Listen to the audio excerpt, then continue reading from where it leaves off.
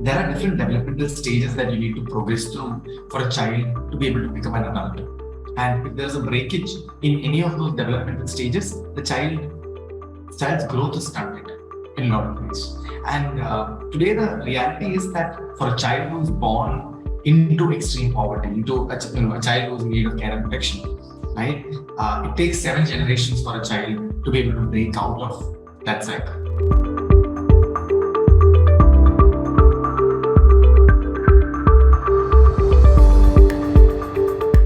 Well, good afternoon, everyone. Thank you so much for joining us today. We have with us Mr. Jithin Nedumala. Jithin is the founder and CEO of Make a Difference, an award-winning nonprofit organization that delivers equitable outcomes for children in need of care and protection. He founded Make a Difference at the age of 19 with a vision to enable vulnerable children to break out of the vicious cycle of poverty in a single generation. A self-starter with an entrepreneurial spirit, Jithin set up MAD with an initial goal to teach English to children by inspiring his friends to join the mission and mobilizing volunteer networks later on. To ensure equitable outcomes for children, Jithin eventually transformed the initiative into a comprehensive mentorship program. He was awarded the Ashoka Fellowship for developing a community-powered social protection system. His other awards and achievements include Ashoka Global Youth Social Entrepreneur Award, Karamveer Puraskar, Codes Fellowship, and Youth Action Net Fellowship. It's a pleasure to have you with us, Jithin. Thank you so much for joining us.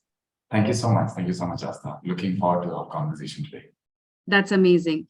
So, before we get into the nitty-gritties of the interaction, tell us briefly about your journey in the social space and what was it that led to the creation of Make a Difference? My journey into the social sector, I guess it was quite a sudden experience for me. I experienced some kind of a trauma as a young person. I think when I was 19, while I was celebrating my 19th birthday, actually, I experienced quite a tragic event where one of my close friends lost her life. And in some way, I kind of blamed myself for the same also. So it was quite a tough 19th birthday for me. And I was trying to make sense of life. Back then I was like, okay, I'll do my CAT and I'll get into an IM and I'll be an MBA. And that was basically where my life trajectory was kind of looking at. But everything kind of went I started questioning a lot of those components when that happened. And in one of my, I was kind of exploring and trying to make sense of life. And one of the places I ended up was a childcare institution where the idea was just to visit it for one day, spend some time with the children, and just to learn what's happening there. But being there, I think, because I was so stuck up in my own life about how challenging my life is and how negative my life is, that my quality of life was quite bad. And I walked into a childcare institution and the moment I was spending time with the children there, that part of my mind just shut down. And another part of my mind, which is caring for them, really opened up. And it gave me such a sense of relief in a lot of ways that I really enjoyed the time I was spending with the children there, because I didn't have to think about myself and my life or anything. I could just fully be there for another human being. And it was such a positive experience that I started doing it more often. And it initially was more fun. It was we used to do book reviews together. We used to do, drama together and things like that. But then I remember going one day to the home that I was working in, and there were a lot of police people outside. And, that's because a lot of celebrities come to childcare institutions all the time. So I thought there was some celebrity there. So I'm like, hey, fine, which celebrity is inside? And he's like, it's actually today there is no celebrity. It's an alumni meet today, and all the big gundas of this region will be coming because they're all from this childcare institution, right? And so we all come here to just come and say hi to this person, to all the main gundas of the area. And at that point in time, I laughed, I smiled.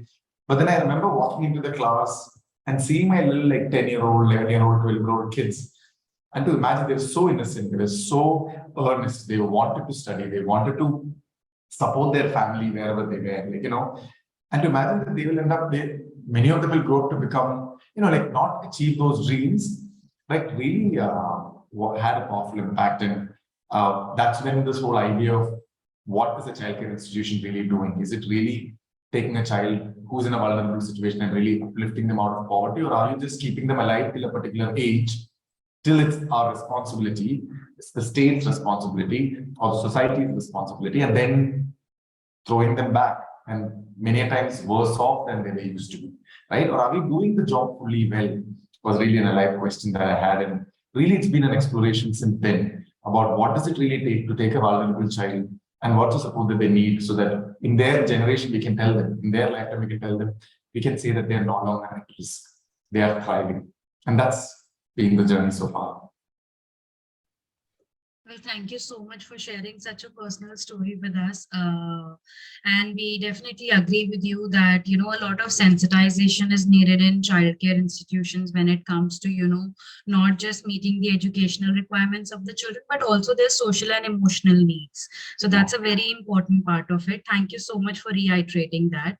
So now, what is the current scenario in terms of children in need of care and protection? From your years of experience, what do you think, what action is needed to ensure care and protection for these children?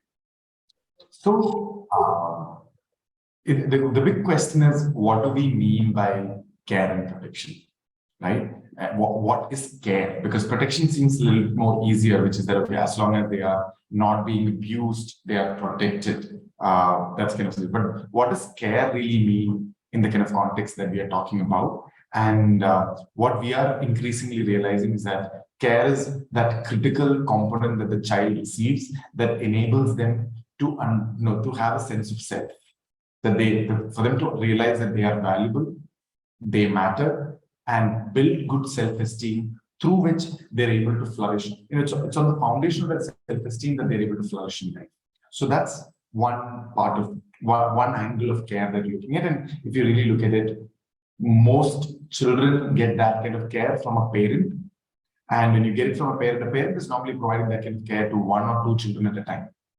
In a childcare institution, there are, for every 40 children, there are 3 caregivers, which means that it's simply not possible to be able to provide that kind of care. So children are not receiving that, which means that one of the most basic rights, basic needs of a child is not getting met in the care and protection space, right? And there's another angle, which from a protection point of view, which is that, is it about only protecting you from, immediate violence? Is that the way we are looking at it? Or is it protection from a much more larger space, which is that, ensuring that, your childhood is protected in a lot of ways. And what we're increasingly noticing is that even that is not happening well enough in a childcare institution, primarily because there are different developmental stages that you need to progress through for a child to be able to become an adult. And if there's a breakage in any of those developmental stages, the child's growth is stunted in a lot of ways. And today the reality is that for a child who's born into extreme poverty, into a child who's in need of care and protection, right? It takes 7 generations for a child to be able to break out of that cycle. So what is the state of children in need of care and protection in India at this point of time? The reality is that it takes 7 generations for a child born into extreme poverty in India to be able to break out of poverty. So they're stuck in this vicious cycle of poverty, and 7 generations seems crazy. It is, like we can't imagine what 7 generations is in normal human terms. We don't remember our ancestors 7 generations later. We don't really remember. We don't think about who our children's children are going to be. But that's the time it takes. Now, why does it really take 7 generations? People ask me the question, you can be an Uber driver at any point of time and break out of poverty. So people are staying poor because, because that's they choose to stay poor, which is not the reality at all. If you really think about it, you are born into a particular income demography, you're born into a particular social strata, and you are able to, work your way up probably 1 or 2 such social stratas in your lifetime. You don't normally climb multiple, unless you're an exceptional person. In my case, my parents went up to graduation. I might go up to masters. I may not go beyond that in my lifetime most of the time, right? Now, it's the same for a person who is, born into poverty. When somebody is born homeless, their next generation might probably go to school for the first time, and they might go to one first standard, second standard, third standard, but they'll drop out. The next generation might go to 5th standard, the generation after that 8th standard, 10th standard, 12th standard, college, formal sector job, and then home, owning a home of their own. There are so many steps in between, and each generation is able to go only one level or maximum two levels above. Because, like, if I'm an uneducated mother, my child is probably studying in fifth standard, I'm no longer able to teach the child or support the child anymore. Like, whatever the child is going through, they are on their own. I cannot mentor the child anymore, and that's on one side. The other is the resource constraint, which is that when I'm in fifth standard, when my child is in fifth standard, I don't have enough resources to afford to send a child to school. I need that person also to come and help me in my work so that we can stay afloat as a family. So there's a resource constraint and a mentorship constraint. That's two reasons. And because we have not been able to, we're stuck in that becomes one challenge while children are stuck in poverty. The second challenge is now the cyclical nature of poverty, which is for every 3 steps that they take forward, some kind of a crisis happens and they fall 1 step back or 2 steps back. So it's not like they're every year, every generation, they are progressing forward, they're kind of falling back also. And the core work that Make a Difference is really doing is to ensure how do we, stop this from happening? How do we stop this fall from happening? And how instead of it being 7 generations, in a single generation, children will be able to break the cycle forward. Thank you so much, Jithin, for sharing that.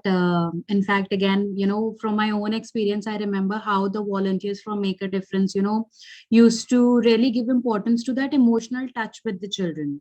Because I completely agree with you, there are multiple barriers, involved in the progression of these children and bringing them out of poverty. Because it's not just, having access to education previously, but also the trauma that plays a very, important role in terms of being addressed. So, and your team has done that really beautifully. I have witnessed it with my own eyes, and I'm really happy to mention it here. But wonderful work there, but now, given your experience in the sector, with the international and national push to deinstitutionalize children with increased focus on family-based care, how do you see the sector evolving to meet this need? Oh, it's such a interesting space to be in at this point of time, because the most vulnerable children were earlier in a childcare institution.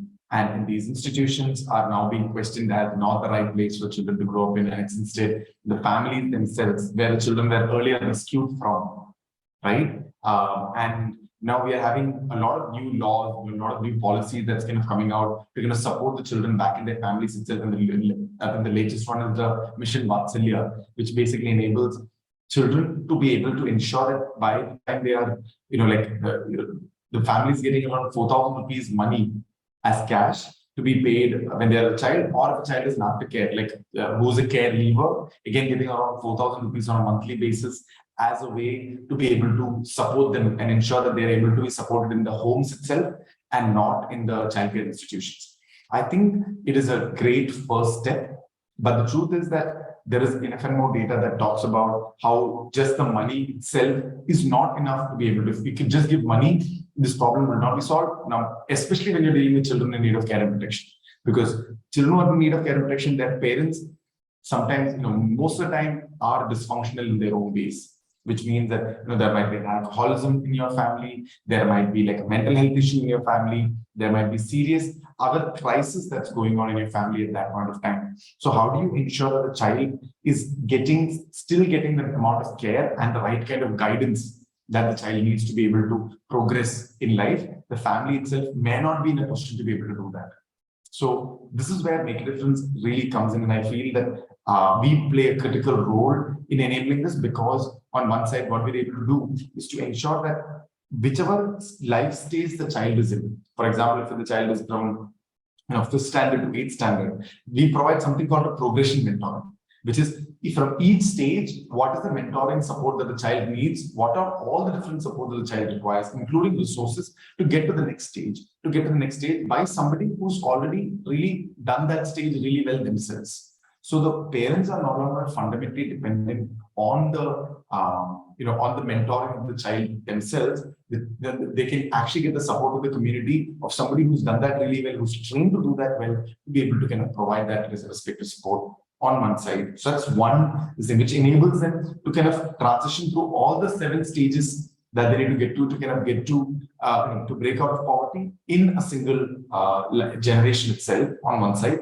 But on the other side, because we're also building a community around the children, we're able to ensure that whenever the crisis happens, they're not falling back, but they're able to be held at that point itself, which again plays a huge role because unless we are able to get the community to be involved in this whole learning, it cannot be that just give 4,000 rupees to the parents and they'll be able to kind of ensure the child. You give 4,000 rupees to the child. It's not something you can do by yourself.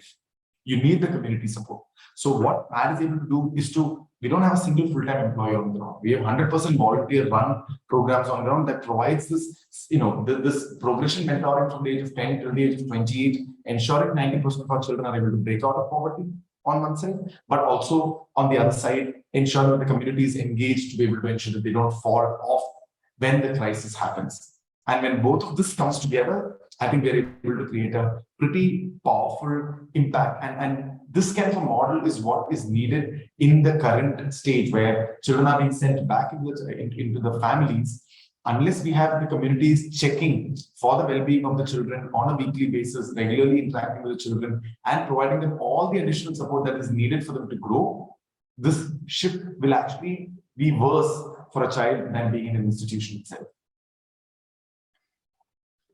Well, that's really well summed up. And in fact, we completely agree with you that community ownership, community participation in any project for achieving that social impact is absolutely, necessary. But we are also aware how COVID-19 has affected lives during the pandemic period. But based on your experience, what do you think? How has COVID-19 impacted the lives of children in need of care and protection? And what role do collaborations play in addressing the challenge at hand? Oh my God, the pandemic had a very, very tough impact on children in need of care and protection. Just because that they were immediately sent back home by the childcare institutions, right? Which is that, without any real due diligence, that honestly, that kind of happened during that period of time. Within the first 2 weeks of the pandemic, we heard stories about children, one of our youth getting hacked to death by their own father in the whole situation. And we still hear stories about girls getting married off, girls under a lot of pressure back home for child labor, components like that. So a lot of progress that we have made as a society when it comes to child protection just overnight got pushed back when the children were sent back home without any support. And we don't really have a comprehensive plan on how to reach out to them and support them. Also, we really even in the childcare institutions that we are working in, where we have more than 3,500 children, hardly 2,000 children have come back now that the pandemic is over, right? Which means that we don't even know the details about where the children are to a great extent. So I think that that's been a huge impact. But the second huge impact that we're noticing is about the level of indebtedness that the community has, the entire families of our children have actually gotten into, which basically means that it's the number of children that we are now listening to who have ended up taking money from landlords money lenders, and a lot of from people who are not the right people to be taking money from. It's a whole spectrum of people, and now all of that has come back to bite them. So it's kind of gotten to a stage where now they have found themselves under an extreme amount of debt, and they have no idea how they'll be repaid because their existing salaries are not even in a position to pay off those debts to a great extent. Luckily for us, the children that we directly work with, we had, recently we were funded by Media from Media Networks, and they had an external impact evaluation that was done for us. And what we realized in that whole, when they did their external evaluation, they evaluated all our 300 plus children who were in childcare, who came out of the childcare institution, who were in the real world. And to our surprise, we realized that more than 70% of the children that we work with did not have to depend on any kind of external money lender kind of person during this period. They said their quality of life either stayed the same or improved during this period. So it is not that children in need of care and protection, their life has to fundamentally get worse during the pandemic or during any kind of crisis. The moment we're able to build reasonable networks and support systems for them, they're able to actually thrive. But if you don't, their life becomes fundamentally much more worse than we can imagine.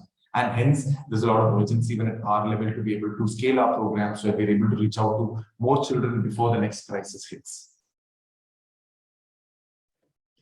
Well, I think half the reason for, their current state of being is, the impact that you've created in their lives. And that's wonderful, Jithin.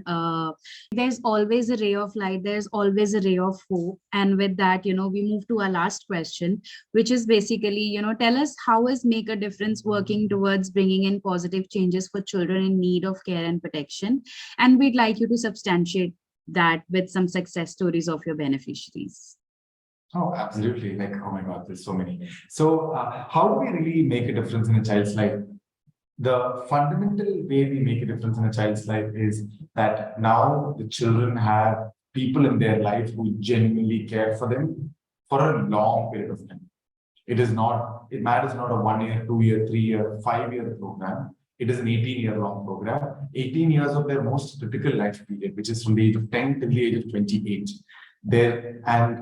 During that time, they don't work with 1 or 2 volunteers. They work with at least 20 to 30 different volunteers. And they're able to build deep connections with those volunteers on a year-on-year basis.